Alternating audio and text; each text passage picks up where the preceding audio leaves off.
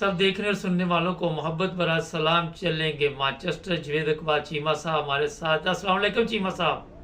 जी वालेकुम सलाम रहमतुल्लाहि बरकातहू जनाब मुबारक साहब। चीमा साहब, पीटीआई पे जनाब पाबंदी लगने का प्रोग्राम बन चुका है और पार्लियामेंट से ये कवानीन पास करवाए जाएंगे और उस पर काम हो रहा है, आप क्या कहते हैं? जी मुबारक साहब, मैं इस सिलसिले में ये अपने अर्ज करता हूँ कि जब तक जनरल आसिम मनीर साहब अपनी कुर्सी पे विराजमान हैं, हम्म। पहली बात तो ये है कि ये जाएंगे नहीं। हम्म। इनकी ख्वाहिशात बहुत ज्यादा हैं। ये आखिरी सांस तक जनरल ज़िया की तरह कोई एडवेंचर ना हो जाए, ये जाने वाले नहीं है, नंबर एक। और जब तक ये अपनी कुर्सी पे विराजमान हैं, ये जिंदा सलामत हैं, क्योंकि जिंदगी में तो ये कुर्सी छोड़ने वाले नहीं है। उस वक्त तक तहरीक इंसाफ और इमरान खान सोचे भी ना कोई सियासत इनकी ना होने देगा और ना इमरान खान को बाहर निकालेगा, बल्कि ये तो कोई ना कोई ऐसा ढूंढेगा तरीका जिससे इमरान खान को जो है ना मुकम्मल तौर पे खत्म किया जा सके और रास्ते से हटा दिया जाए मुकम्मल तौर पे। तो इसकी ये ख्वाहिशात हैं। अब इसकी अपनी एक ख्वाहिश इसकी है, एक ख्वाहिश मेरे अल्लाह की है, एक प्लानिंग इसकी है, एक प्लानिंग मेरे अल्लाह की है। तो अब होगा तो वही जो मेरा अल्लाह चाहेगा, मगर हालात जो बता रहे हैं वो यही है कि ये तरीके इंसाफ को बैन किया, ये सफा हस्ती से मिटा देगा और इमरान खान को भी सफा हस्ती से मिटाने की कोशिश कर रहा है और एंड तक जाएगा। चीमा साहब, एक बड़ा अहम सवाल है, क्योंकि आप इस्लामी स्कॉलर भी हैं, ये क्या वजह है कि मुसलमान आज तक जब भी बर्बाद हुए अपने लोगों के हाथों बर्बाद हुए? अगर इस्लामी तारीख भी पढ़ी जाए तो यही चीज़ें सामने आती, इसकी क्या वजह है? इसकी वजह दो तीन है, मगर सबसे बड़ी वजह यही है कि जब हम अल्लाह और अल्लाह के नबी के अहकामात से दूर होते जाएंगे, जितना दूर होते जाएंगे सबसे ज्यादा बर्बादी मुसलमानों के हिस्से में आएगी। क्योंकि उसके दो तीन पहलू थे। पहले नंबर पे था माँ बाप, दूसरे नंबर पे थे उस्ताज़ा, तीसरे नंबर पे थे उलमा।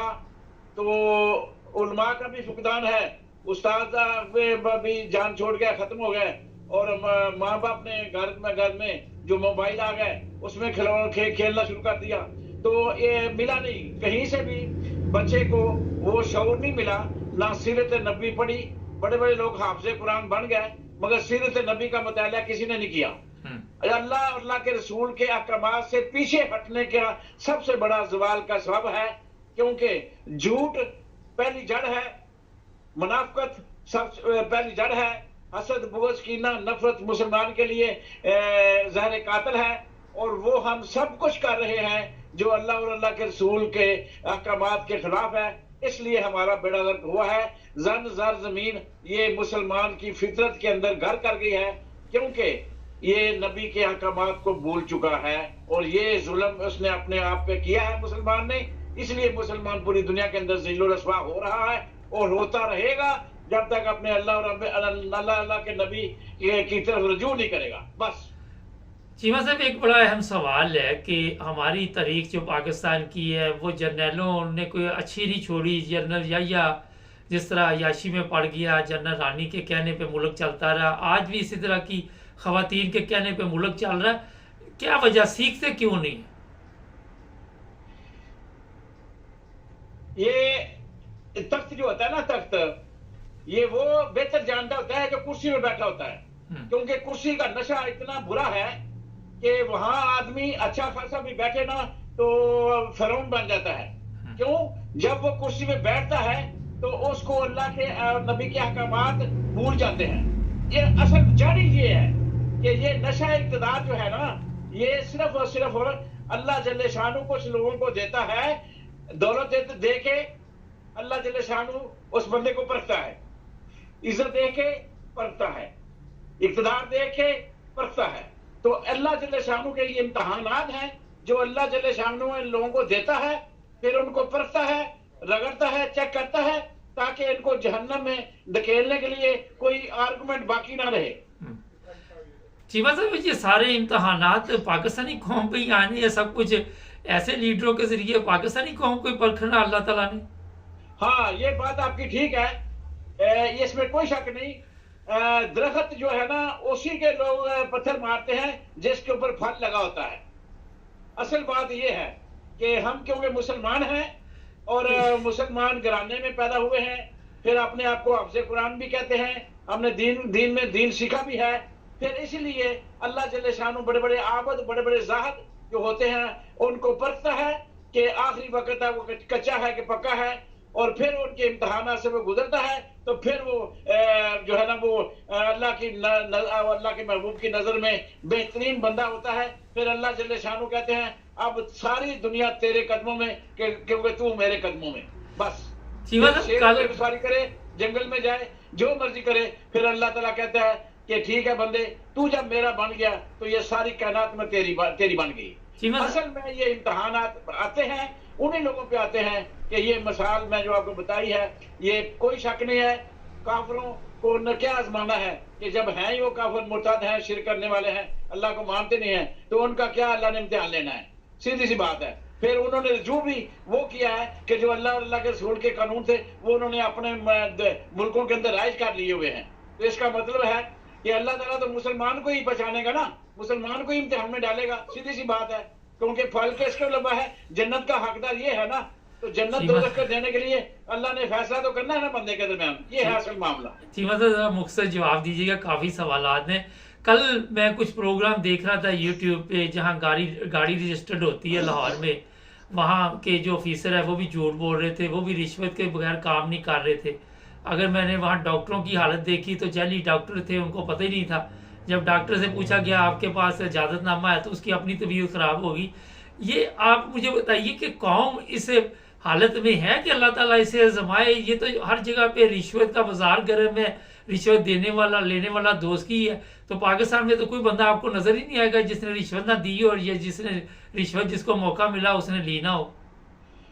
पाकिस्तान दुनिया पे वाहिद शख्स है, इससे बड़ी बगैरत कौम दुनिया में शायद ही कोई हो।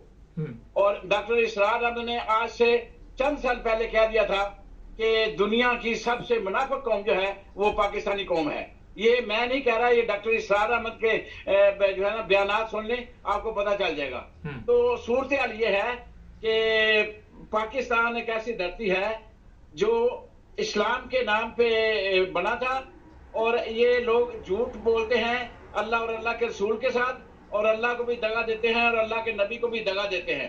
ये झूठे आशिक हैं, ये कहते आशिक रसूल हैं और मिलावट करते हैं, कहते आशिक रसूल हैं झूठ बोलते हैं, कहते आशिक रसूल हैं मुनाफिकत करते हैं, कहते आशिक रसूल हैं जुल्म करते हैं। ये हर वो काम करते हैं जो ये एक लफ्ज में खत्म करता हूं कि दुनिया के अंदर जितने नबी आए 1,24,000 पैगंबर, उन कौमों के अंदर एक एक बुराई थी। पाकिस्तानी कौम वाहिद कौम ऐसी है जिसके अंदर 1,24,000 पैगंबरों की सारी बुराइयां इस कौम के अंदर हैं। और ये जो इस वक्त हुकूमत है ये जालिम हुकूमत है, और ये जुल्म इसलिए इस कौम पे आया हुआ है कि ये अजाब इलाही है, इसके अलावा कोई और काम नहीं है, सिर्फ अजाब इलाही है ये जो इस वक्त कौम भी भुगत रही है और हुक्मरान जालिम मुसल्लत किए गए। सीमा साहब, गद्दार अगर लफ्ज इस्तेमाल आजकल लोग करते हैं तो इस्लामी तारीख भी गद्दारों से बड़ी पड़ी है। मैं ये इसलिए सवाल कर रहा हूँ कि ये पीटीआई में भी तो गद्दार ही थे ना जो इमरान खान को ले बैठे। पहले भी गद्दार थे, आज भी हैं। मैं सीधा नाम लेता हूँ, हामिद खान जैसे ऐसे लोग हैं जो काजी फाइज ईसा के दोस्त हैं, और खुल के काजी फाइज हर केस जो है ना काजी फाइज ईसा सुन रहा है, हालांकि वो मिसकंडक्ट का जिम्मेदार हो चुका है, मिसकंडक्ट का इकरार कर चुका है, वो एम्बेसी में खत भी लिख चुका है। इसलिए उसका इस तरीके इंसाफ के फैसले करना, इमरान खान के केस सुनना सरासर अखलाकी तौर पे भी कानूनी तौर पे सही नहीं है। मगर हामिद खान जैसे लोग ऐसे हैं, बल्कि गोर भी ऐसा ही है कि वो कानून ये वकील जो है ना आइन और कानून को बड़ा आगे रखते हैं, और जिस वक्त तक ये आइन और कानून को आगे रखेंगे कोई तहरीक कामयाब नहीं हो सकती और कोई मुल्क की तब्दीली नहीं आएगी, इमरान खान रहा नहीं होगा। बहुत शुक्रिया चीमा साहब। ये बात आखिरी मैं बता दूं एक वो आखिरी जी सुन रहे जी आखिरी बात, जल्दी। इनकलाब इस तरह नहीं आते, तहरीकें इजाजत लेकर जलसे नहीं करती। जिस दिन इजाजत लिए बगैर आवाम निकलेगी सर उस दिन मसला हल होगा। इजाजत लेके जलसे नहीं होते, ना इजाजत लेके जलसे करने से हुकूमतें तब्दील होती हैं। बहुत शुक्रिया।